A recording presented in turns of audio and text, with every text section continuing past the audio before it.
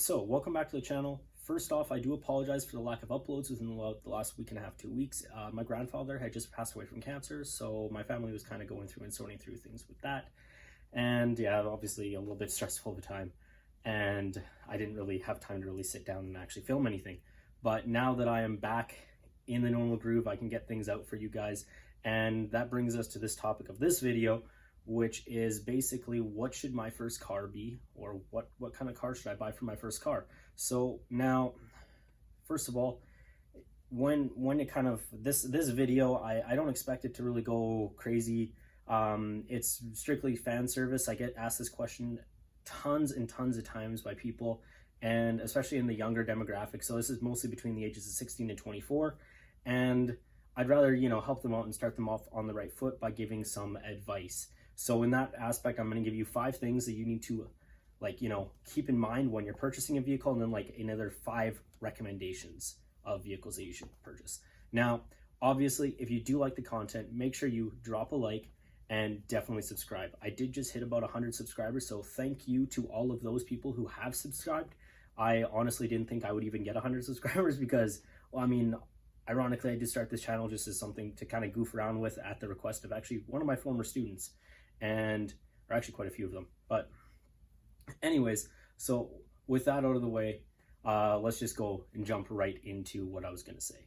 And so to start, as those 5 things we need to keep in mind, first of all, you need to be conscious of what your budget is. Now, the very first thing I think about when I go to buy a vehicle, or especially as a new time, like a first-time car buyer, you have to know what you're going to spend. You don't want to go and fall in love with something that you can't afford. You also need to know who's kind of footing the bill for this. Are mom and dad buying you the car, and then you're going to be left for insurance and maintenance and all that other stuff?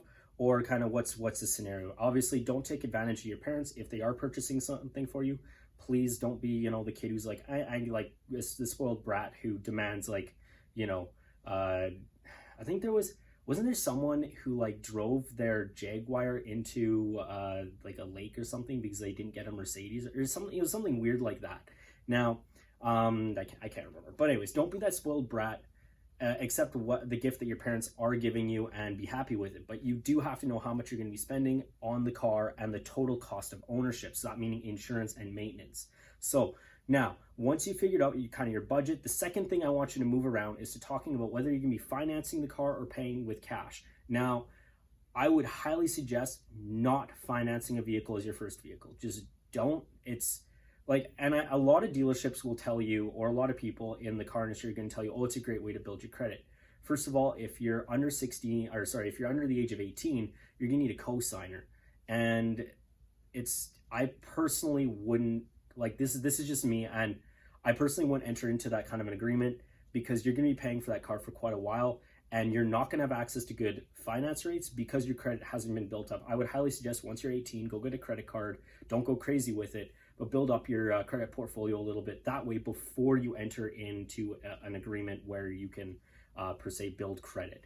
Now, I could talk about a whole nother spiel about that. I used to sell cars, so that's a little bit why I've seen that tactic for a lot of young people trying to get into cars, and they're like, oh, well, you can't afford this, so you should finance it and build credit. And I'm like, this will literally strap them. And it can really harm people if they're not careful. My thing is always do what you want, disclaimer, do what you want, but this is my advice because I've seen it hurt people. But I've always paid for my vehicles cash. It's just what's worked for me. And especially as a younger person, you're not working with a lot of money, chances are, unless you're, a trust fund baby, or you managed to I don't know, somehow make a ton of money. Maybe you're a crazy YouTube star or something, but you probably wouldn't be watching my video then. Anyways, but I would highly suggest just paying cash outright, or maybe, getting your parents to loan you some money if that's the case, if it's something that's a little bit out of your budget. But because the total cost of ownership is going to kick in, insurance and other things, that I would highly suggest just going for cash and not carrying, having to do payments and stuff.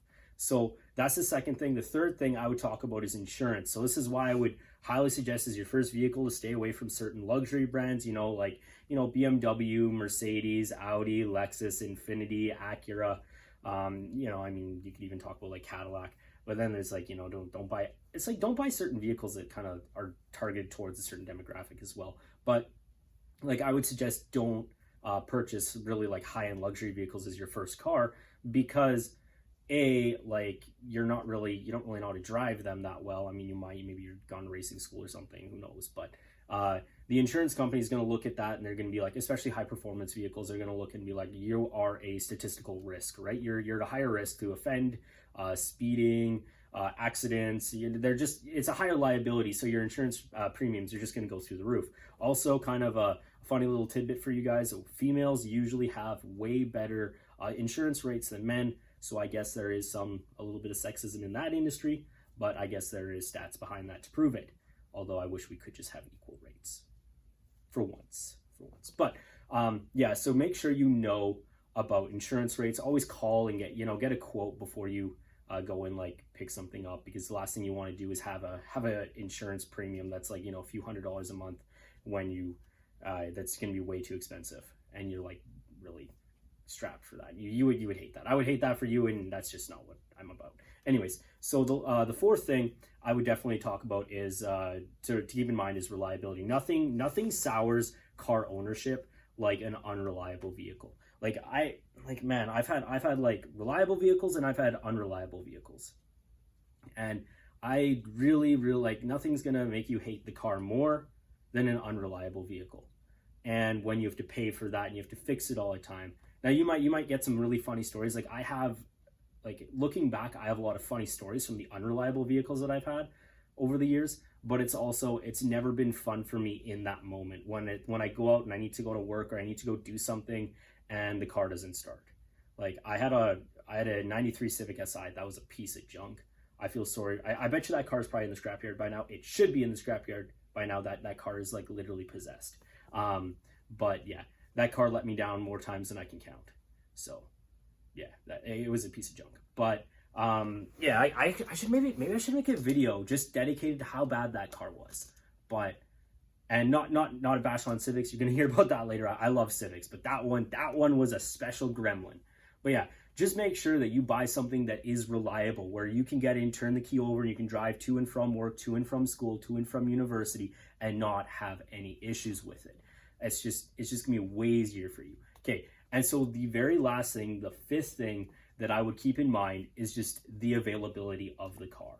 And what do I mean by that? So I would highly suggest not buying extremely old vehicles and extremely rare vehicles. Number one, the old vehicles, you're gonna be really, really hard, like it's gonna be hard to find parts for. And if it's really hard to find parts for and something breaks on you and you're literally out of car for 2 weeks while you have to order something in, then it sucks. And you're out without a car. You have to pay for Uber, you have to pay for a taxi, whatever. Now, reverse is if you have a really like, a rare car, same parts, right? But you could also, if you don't know how to do the work on it, in conjunction with having to order parts in, you're also gonna have to pay a lot more for someone to fix it, or you might bring it into a mechanic and they might have no idea how to fix something on a certain car because they're not familiar with it.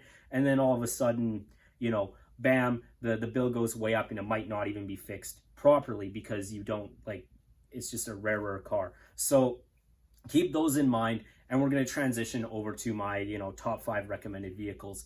And the way I kind of made this is I kind of recommended them based upon what would it be now, like kind of like different categories of vehicle. And then also I wanted to kind of mention that all of these vehicles had to be generally reliable and cheap, cheap to operate and maintain, fairly cheap to insure, like nothing too crazy, and reliable and quite commonplace, so that you wouldn't run into most of these issues that I outlaid in the previous thing. So the very first one that I would recommend is a Honda Civic. Like there's no way that you can go without mentioning a Honda Civic. And a good second, like a close runner-up would be a Toyota Corolla, but I'm going to stick with the Honda Civic. I personally am a Honda guy, love Hondas, always have, always will, I think, unless they do something ridiculously stupid as a company. So please don't screw up my love for you guys. But yeah, Honda Civic for like that compact segment. They make great vehicles. They've been like the best-selling car in Canada for 25 plus years. You can't go wrong with the Civic. There's hundreds of them on the road. They're great. You can get them from a base model all the way up to the sportier Civic Si. You can build them like a Lego kit. It doesn't really matter. You can do whatever you want to. Customization is out, like out the window. You can do whatever you want. They're great. So, and then the second, once we move up into like more of a mid-size vehicle, and it pains me to say this because honestly, like a lot of the generations of these vehicles have been butt ugly, but I cannot argue with how great of a vehicle they are, and that is a Toyota Camry. I would say the Honda Accord, but the Honda Accord has had some weird transmission issues over the years, and I think the Toyota Camry is just a better choice overall. Even like, well, not looks wise. Looks wise, they are not very good looking vehicles, except the latest generation. Latest generation looks pretty nice, but overall pretty ugly, but great, well manufactured vehicles. And there's a reason why you see them with like plenty of them over 300,000 kilometers. Just absolutely great. So when we move into the next kind of segment would be a smallish SUV, and that'd be a Honda CR-V. Like the first couple of generations of them, like literally bulletproof vehicles. My family has owned quite a few CR-Vs over the years. My brother owned one. My dad has owned, I think, two or three. My grandpa owns them. Like, my family loves CR-Vs. They're great manufactured vehicles. You can't go wrong with them. They are awesome. So now the fourth one, which is more of a larger SUV, kind of like an off-roader, would be the Jeep Wrangler. I know they're a little bit expensive. I did kind of bash them a little bit in one of my other videos talking about the interior quality isn't quite there, but they are, as a younger person getting into like, you know, an older TJ or any of the older generations of Wrangler, they are fantastic for what you can do with them. You can buy them, you can run them around, you can take them wherever you want literally, and you can build them like a Lego kit. Similarly to the Civic, you can just build them like a Lego kit, and they're actually, I think they're a pretty cool vehicle. Would I personally buy one?